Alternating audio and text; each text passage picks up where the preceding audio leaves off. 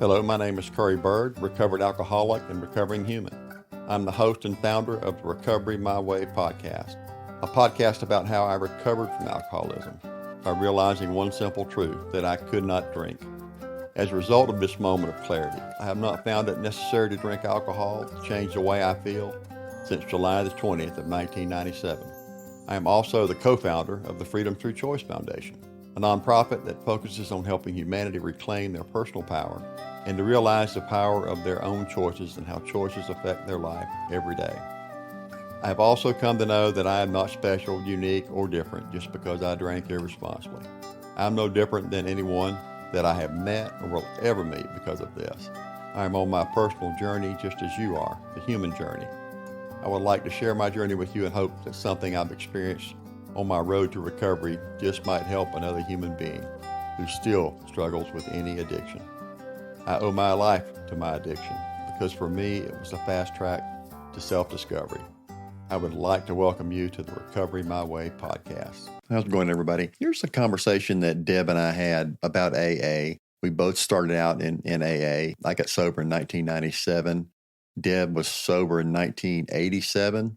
She started out in Alcoholics Anonymous, and she spent a period of time there, and then she left, and she hasn't been back to any AA meetings since then. That was, I guess, 88 or so. Myself, I got sober in Alcoholics Anonymous in 1997, July the 20th of 1997.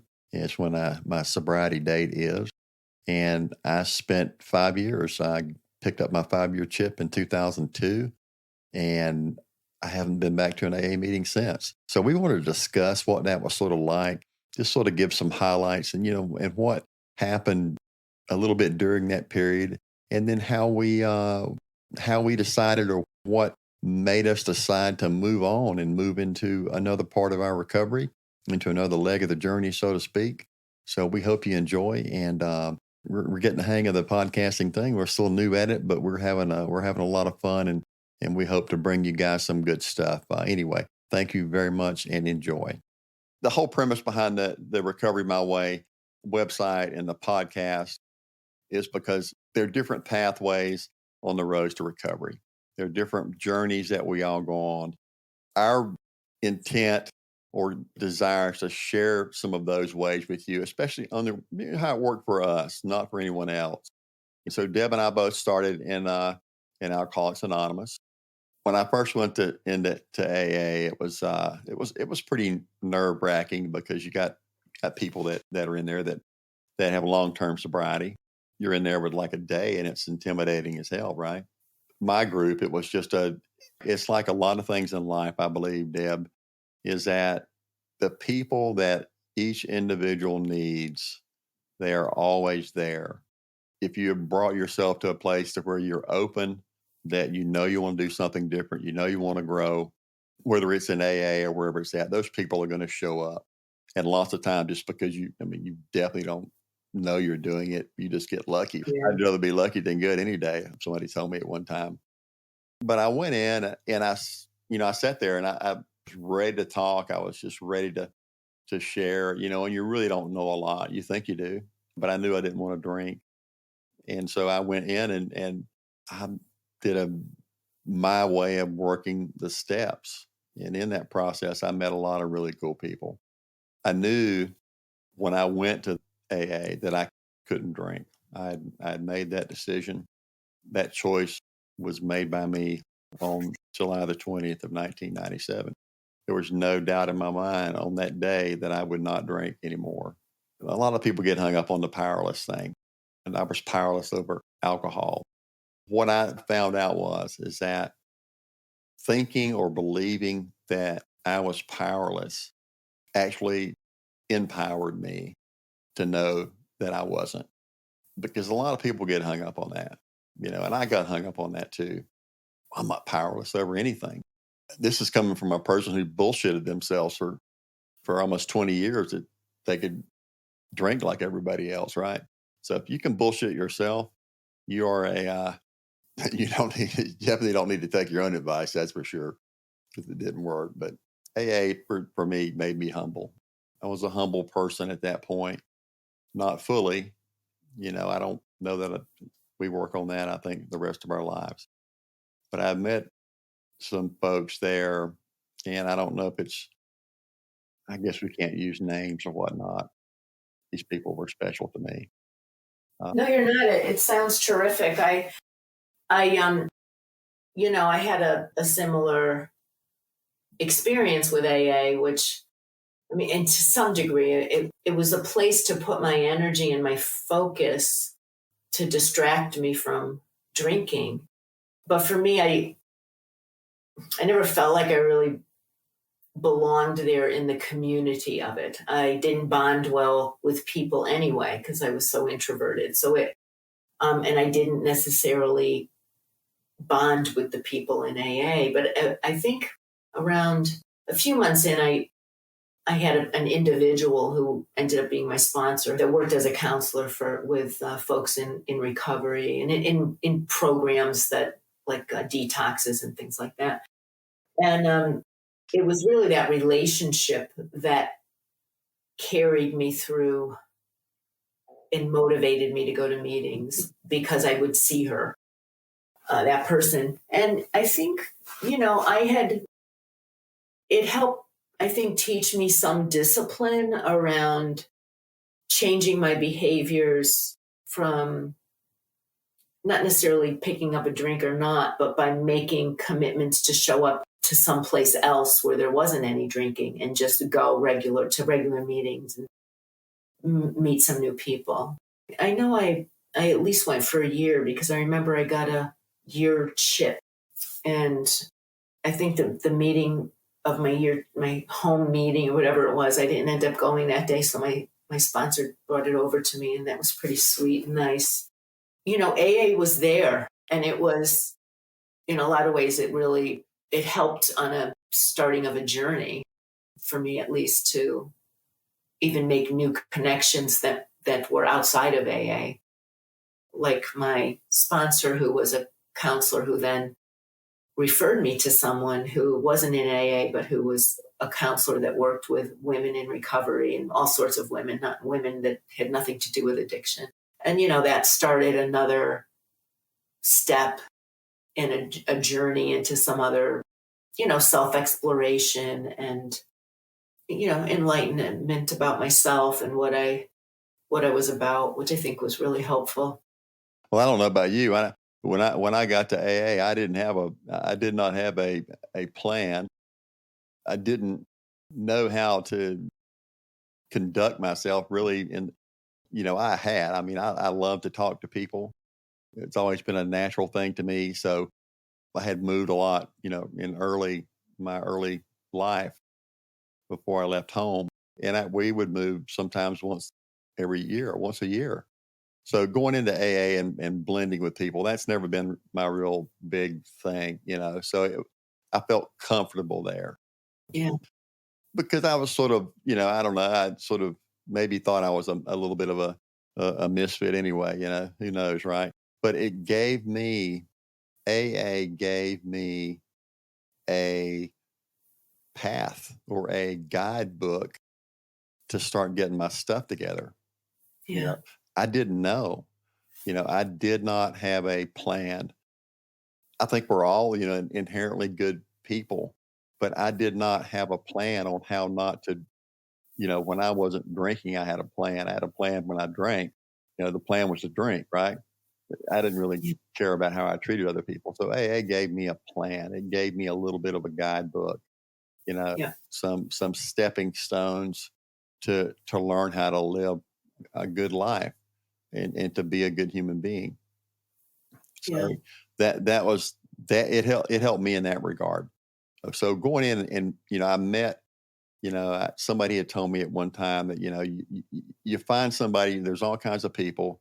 You find somebody in here that you sort of resonate with, that sort of has something that you want, and you ask them how they did it. And you're remember you're in a room full of alcoholics and drug addicts. Everybody knows everything. What I did, I had sponsors that had a good sense of humor, especially one guy, and he was just funny. His jokes and humor have carried me many times, when I was on a path of self-defeating behavior. This is during being sober.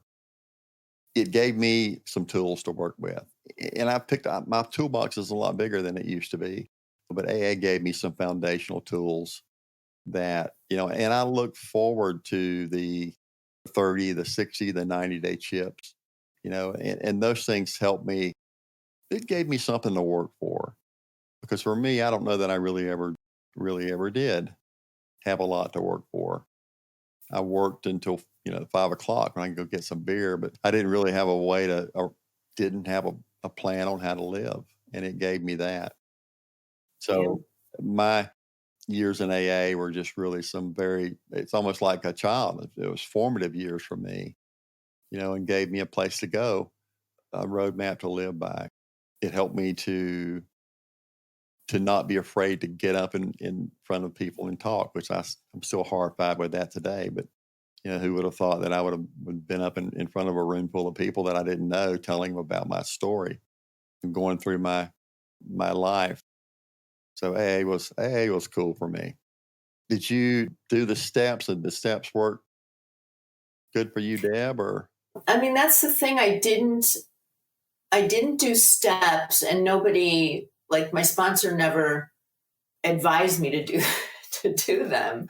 And when I'm thinking of it now, I just wonder if, in my sponsor's own way, that there was more thinking of value that might be for me in individual counseling or something, just because there was no push for that.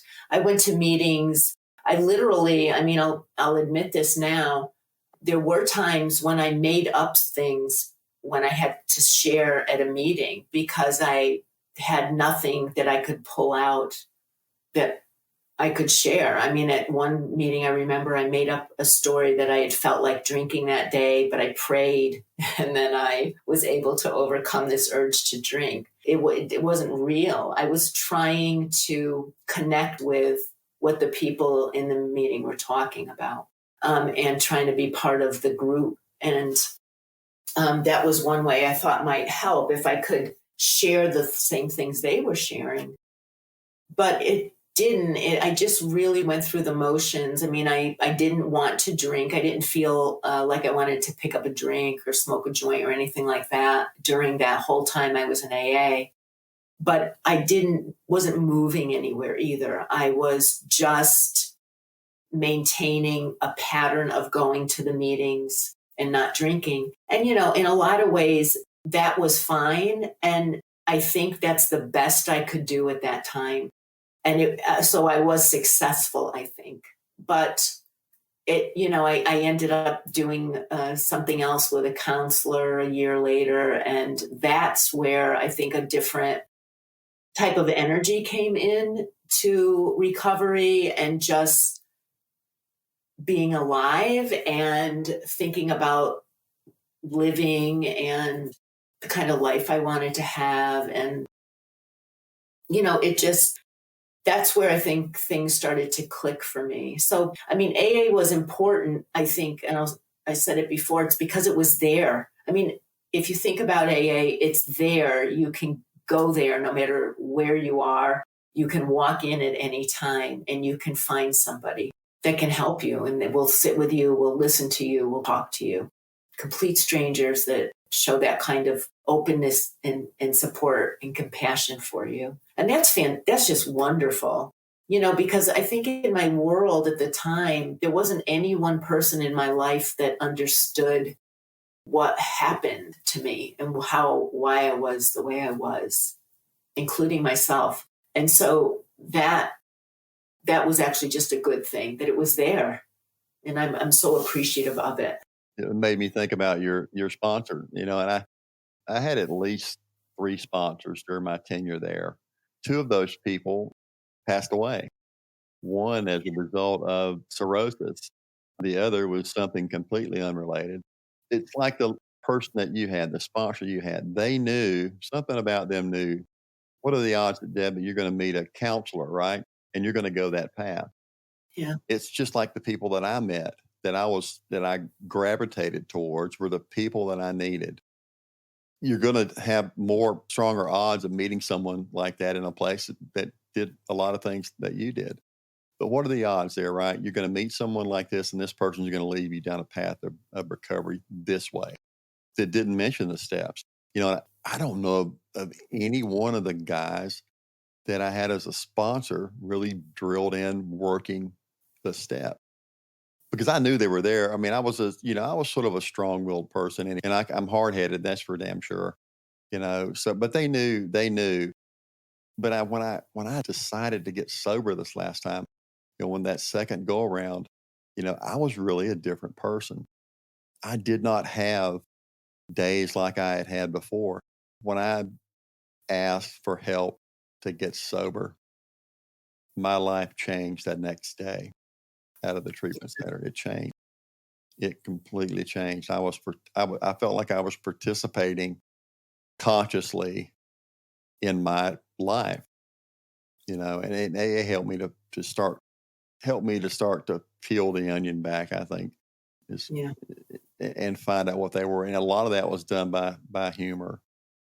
I went through the AA landscape for 5 years, Deb. Mm. It's 5 years almost to the day. I was afraid not to not go to meetings that I would drink. I mean, I had this fear it was instilled in me, which I think is a very useful tool. But it also what happened and what made me or where I decided to go past that is that it was a crippling fear. And I had lived in a lot of fear. And fear can be a good motivator and a good tool, but it can also be debilitating. So it helped me to get to a place to where I think we've talked about it before, but where I sort of plateaued. I hit a plateau, and it was something that I could feel something calling me to do something different, right? Yeah. When I got my 5-year chip, I went to been to 2 AA meetings since that time, and that was in 2002. But I was afraid not to go to meetings. But what that taught me is that I can't step outside of that. Today, I'm very grateful for Alcoholics Anonymous. It's the reason I'm one of the main reasons I'm sitting here in this chair today, and you and I are sitting here talking. Yeah. It helped me a lot. It helped me to dig down and look at some things and gave me some tools. So I'll be forever grateful for that. I look at after AA, and oh my God, it's interesting, right? You and I have taken sort of different paths out. When we moved past AA, when I first got sober, I was reading everything. I was like a sponge. I would read, oh my God, every spiritual book. I mean, I don't even remember the names of these books. Read everything but the big book, right? And you're supposed to read that. And I didn't really. Yeah, there were some things in there that grooved with me, but it was drawing me in. Man, I was like sort of weird. It was like almost cosmic for me. I guess that sort of sounds new agey, but whatever. I wanted to grow and expand and live and experience experience my life in a way that I hadn't before without, the help of freaking chemicals or Yeah. alcohol. I was just for the first time in my life, I was happy. And there's some times since then that I was still crippled with fear, but I owe Alcoholics Anonymous a debt of gratitude and always will, because it gave me a good foundation to start my life. And boy, when I since AA, it's been a wild journey, but I'll be forever grateful for it. Yeah. What was, you mentioned that you felt a calling to do something else, you said earlier, even though you were afraid. And even when you moved away from AA and started doing other things like, your example of reading a ton of different things and, looking for spirituality and other things. I mean, I feel like I did the same thing. I kept trying to find where that was, where that one thing was that was going to make me feel normal, like a person should feel when they're not. I always drank to feel normal. And I was looking for what that thing was out there to help me feel normal as well. But you said you still were afraid. And I'm wondering where I because I know this must have happened for you at some point where you started to not, once you moved from AA and maybe were into this other exploration, where it was that you realized you could trust yourself and you didn't feel afraid anymore.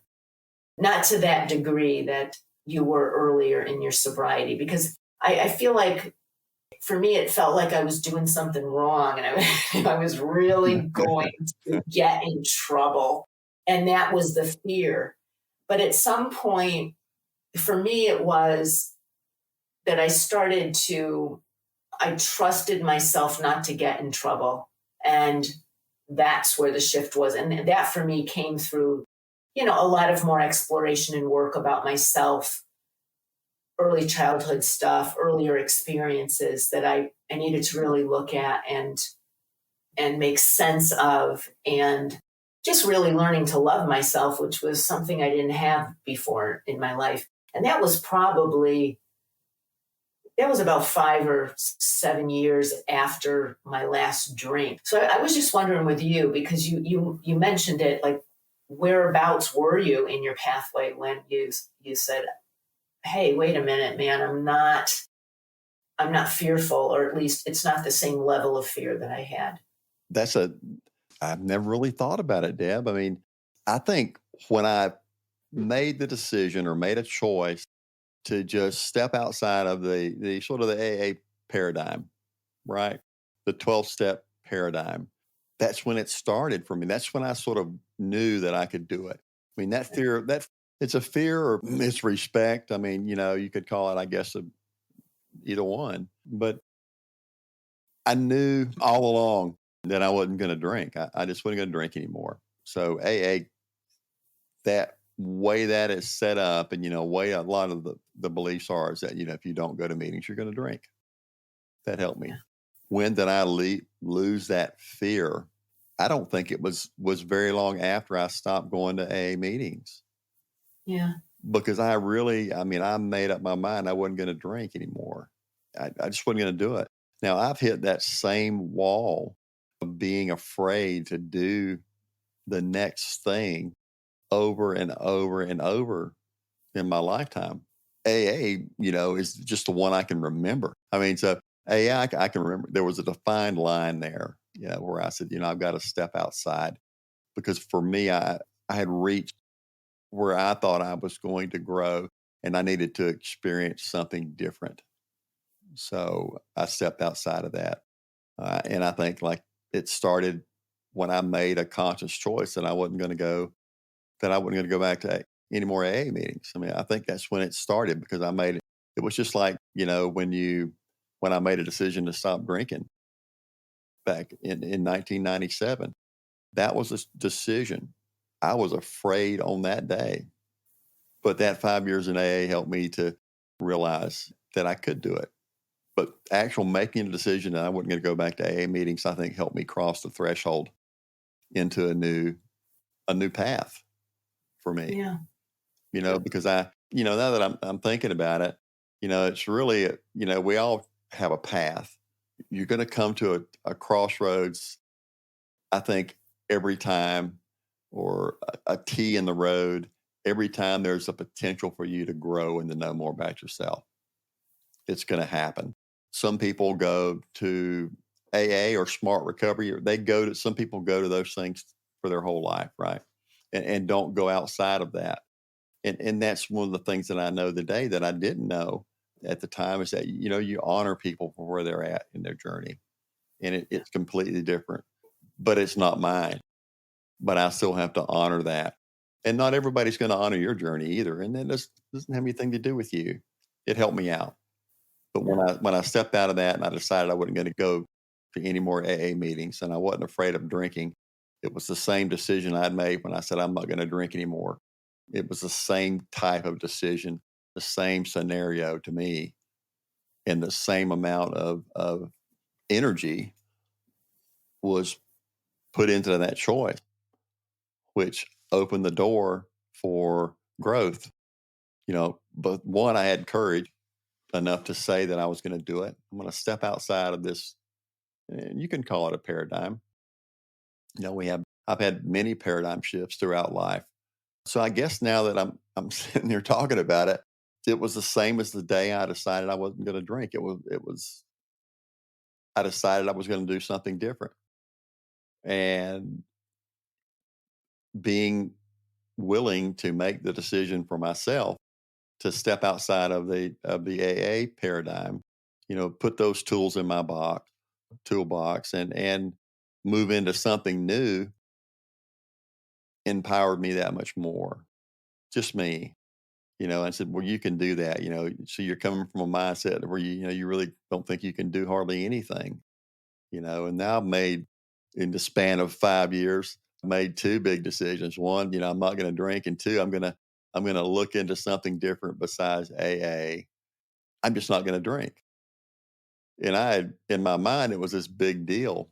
It took me 5 years to do that, just to be able to grow to a place to where I could say, hey, there's something different. I'm going to try something different.